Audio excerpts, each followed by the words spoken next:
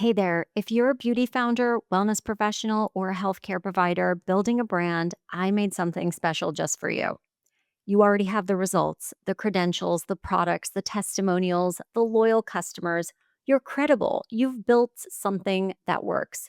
But if your visibility and your revenue still don't reflect the excellence of your work, it's not your offer.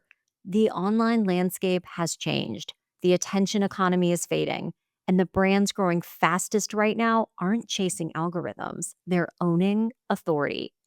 In my free masterclass, The Authority Era: How to Become an Influential Name in Beauty and Wellness and Attract More Customers, I will show you how to shift from attention to authority and how to use credibility as the engine that drives sustainable growth for the long term. Watch the Authority Era Masterclass free at factorpr.com/authority, and you can find the link in the show notes below.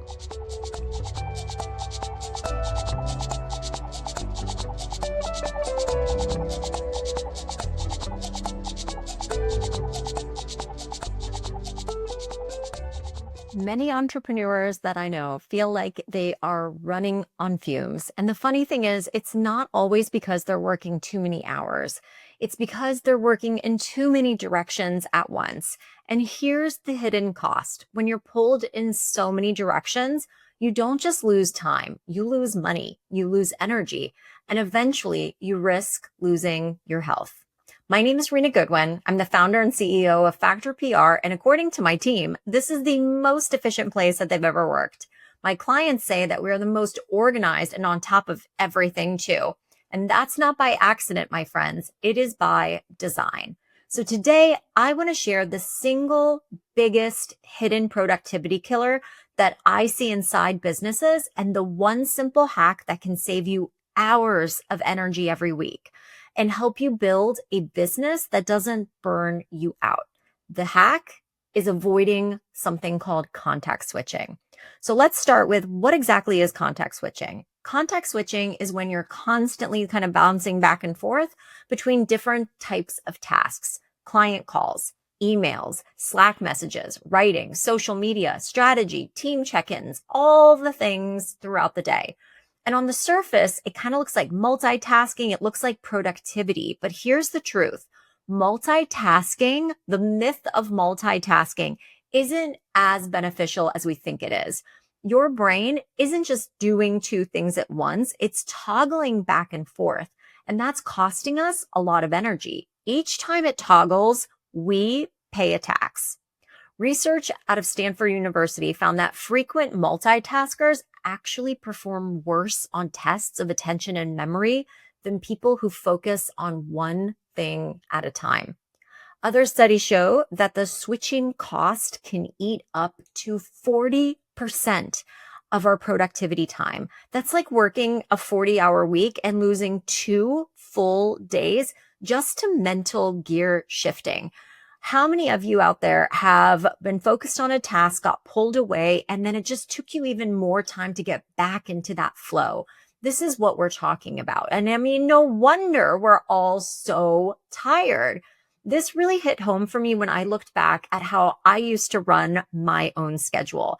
I would book client calls whenever my clients could fit it in. How about a Monday morning? Wednesday afternoon? Friday at 4 o'clock? Sure. Whatever works best for you. Team calls sprinkled throughout whenever I was needed, right? And in between, I'd be trying to write proposals. I'd be trying to pitch the media, manage my inbox, all of these things. And by the end of the day, I felt completely drained. Not necessarily because of the hours, although to be honest with you, this schedule of mine was probably costing me more time than what I'm going to show you here in a little bit, but because I was shifting gears every 45 minutes. It was like driving bumper to bumper traffic all week long. Once I started batch scheduling and time blocking, however, everything changed. Suddenly, my brain had space to breathe. My energy increased. My creativity went up. And I felt like I was actually moving forward instead of just spinning my wheels, right? Like, who has had one of those days where it feels like you've been so busy, but you got nothing done? This is why avoiding context switching matters so much. If context switching costs you 40% of your focus, that's 2 lost days a week for those that work 40-hour weeks. 2 days you could be spending on strategy, selling, or even rest, which is also very productive. If your time is, say, worth $200 an hour, you could also be losing over $3,000 a week in wasted productivity. That's just for you. It doesn't even include your team. And that adds up to 6 figures minimum a year, simply because of how we schedule our days. Burnout is the most expensive cost of all. Constant stress from fragmented work increases cortisol, disrupts sleep, and can trigger long-term health issues. This is not just about mental exhaustion. It's physical wear and tear on our body too. You can go back to one of my very first episodes of the Grow Your Wealth podcast to learn more about how physical stress and the stresses that I was imposing on myself, really affected not just my mental health, but my physical health with chronic neck pain. So anyway, when you reduce this context switching, right, the toggling back and forth between different types of tasks, you're not just saving hours in your day, you're literally protecting your bottom line and your well-being. So how do we fix this? I have 7 practical ideas that you can start today. Hi, friends. I want to tell you about our new and improved authority accelerator from Factor PR called RealFluence. RealFluence is the only membership that helps beauty and wellness founders grow their reputation and authority to attract new customers without endless discounting, advertising, or going viral. Inside, you'll learn how to get recognized for your product or your expertise, partner with other founders, and become the name people trust and talk about, all with the guidance and community to support you every step of the way. Remember, you can't buy authority. You have to earn it. And RealFluence is here to help. Visit therealfluence.com to get started. Number 1, batch your calls. Instead of scattering them like I was chatting about earlier, group your client calls, your customer calls, your team meetings into specific chunks of time and ideally specific days. If you're in client mode, stay there. Speaking of, number 2, theme your days. Give each day a purpose, maybe one for clients, one for content, one for networking, one for sales, whatever that looks like. This helps your brain stay in one day and will ultimately give you energy, right? You'll get into that state of flow versus exhausting yourself with the back and forth. Number 3, time block your calendar. Block time not just for meetings, but for writing, for deep thought, for strategy, for breaks, for creativity. Take a walk, right? Because when it's already planned, you don't waste energy deciding what to do next. Next, turn off the notifications. My phone is on Do Not Disturb all day because every ping or ding forces that mental switch, right? So mute your text messages, mute your email, mute your Slack, mute your social media during these deep work hours and carve out time for checking in to these various communications channels throughout the day, but don't be, a slave to the ding throughout the day where you have to stop, see what's going on, put out a fire, and then come back to the work that really moves the needle for your business. Protect creative time like it's a meeting. So guard your deep work blocks as fiercely as you would an important client call or presentation, because these deep work blocks, oftentimes that's when we're doing our needle moving activities as business owners, and they are just as valuable. Also, remember, your inbox is not your to-do list. This was a really difficult shift for me, but don't let email dictate your priorities, my friends. Decide your work and treat your email as one channel, not the driver of your day. I check my email a lot, right? Working in PR, it's kind of necessary, but I don't necessarily respond to every email right away. In fact, I've been giving myself more grace. If it's not an emergency, I give myself at least 24 hours if it's an email that I have to respond to, or I delegate it to somebody on my team. Last but not least, plan your week backwards. So before you slam that laptop shut on Friday, write down your priorities for the following week. This has been a game changer for me. I schedule the most important work first, and then layer everything around it. There is this really incredible analogy by Jay Shetty, who you might know, where he took a glass mason jar and he filled it up with little pebbles. Okay, some of you may have seen this before. Little pebbles are the little ankle biters, the little tasks, right?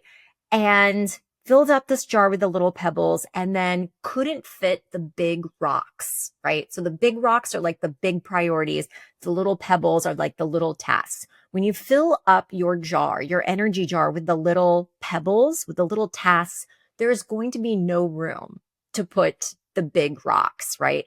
But if we flip it and start our week with putting in the big rocks and then putting in the little pebbles, you'll see that the big rocks fit and then room for just enough little pebbles, right, to take us to the top of that mason jar. So that's the same kind of thinking that we need to take with planning our week, planning around our energy, is making sure that we're leading with the priority. What are those needle movers, those things that you as the entrepreneur, as the business owner have to do in a week, and then everything else can kind of surround it, right? So start with the big rocks and then fill in with little pebbles.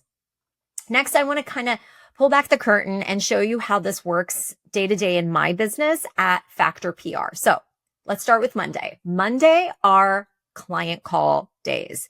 We have clients meet with us every other Monday. And on those days, I know going into the week that our role that day is going to be, we're present for our clients. We are hearing their needs. We're helping them problem solve. We're talking about strategy and looking ahead.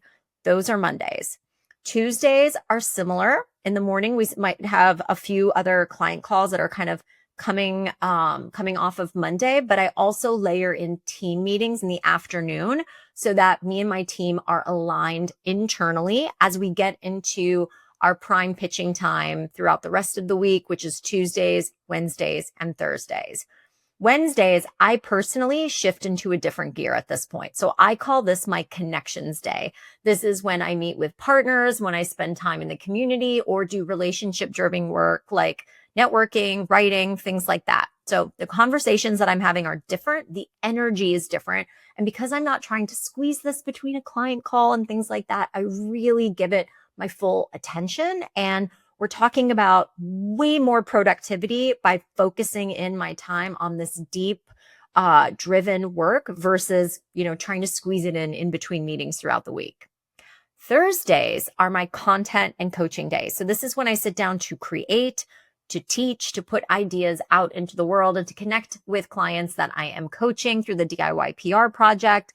I also record my podcasts on this day, work on social media, and I also squeeze in one final team touch point before the week winds down at the end of Thursday to ensure that any kind of loose ends and so forth are wrapped up before the end of this week, and just make myself a resource for the team should they need me one more time face to face. And Fridays are my sacred day. Fridays are my CEO day. This is when I work on me, when I work on the business instead of working in the business. I deep dive into the financials, review strategies, set goals, do, out of the office networking, professional development, and so forth to make sure that my business is sturdy and strong and headed into the right direction. And then, of course, by the end of the day on Friday, I fill out my to-dos, my priorities, my calendars for the next week. At the top of the month, I start off with my goals for the month, of course, but I make sure to stay accountable with them every single week. I do this on Fridays so that I can go into the weekend with a clear mind. And honestly, it helps a lot with things like Sunday scaries. Although I'll be honest with you, I feel very grateful. I don't really deal with Sunday scaries too much. But sometimes, again, when you're back-to-back meetings on Monday, you can kind of feel that dread, like, when am I going to get all the things done? I know the Friday before when I'm going to get all the things done. Because by theming my week this way, I no longer feel like I'm being yanked from one lane to another lane every 30 minutes. And I feel like I own my time. Each day has its own purpose. And that is so, so important. Okay. Each day has its own purpose, and that rhythm allows me to bring more energy, to bring more clarity, and honestly, more creativity to my work. If you take one tip away from this segment, let it be this: make a date with yourself. Put everything on your calendar, your work blocks, your calls, your priorities, your workouts, your breaks, your personal things, right? Schedule around those, because when it's scheduled, it is protected. I am completely guilty of this. If it is not in my calendar, it is not a priority. I will forget about it. So everything gets dialed in to that calendar, and you'll not have to spend this mental energy, this precious mental energy, wondering, what should I do next? You simply follow the plan. And that doesn't mean there are not going to be deviations from the plan, but you've got to make sure that if there are deviations from the plan, that it's still in line with your priorities. You can go address something, and then come back to what you need to do based on that original plan. So remember, burnout isn't always caused by working too many hours. Often it's caused by working in too many directions. Context switching is the hidden thief of time, money, and health. But when you batch your calls, theme your days, time block your priorities, protect your creative time, and plan your week in advance, you're not only getting more done, you're going to feel more energized, more focused, and more in control of your business. Because the truth is this: you don't need more hours in the day. You just need fewer directions pulling at your attention. Thank you so much for listening. I hope this episode deposited some useful advice and insights to help you grow your wealth. If you enjoyed today's episode, be sure to subscribe so you don't miss any future conversations. You can find more resources, episode details, and updates at growyourwealthpodcast.com. And let's keep the conversation going on Instagram. Follow me at Grow Your Wealth Podcast. I'd love to hear your thoughts, questions, or takeaway from today's show. Until next time, remember, burnout is optional. Take care, and I'll see you next week.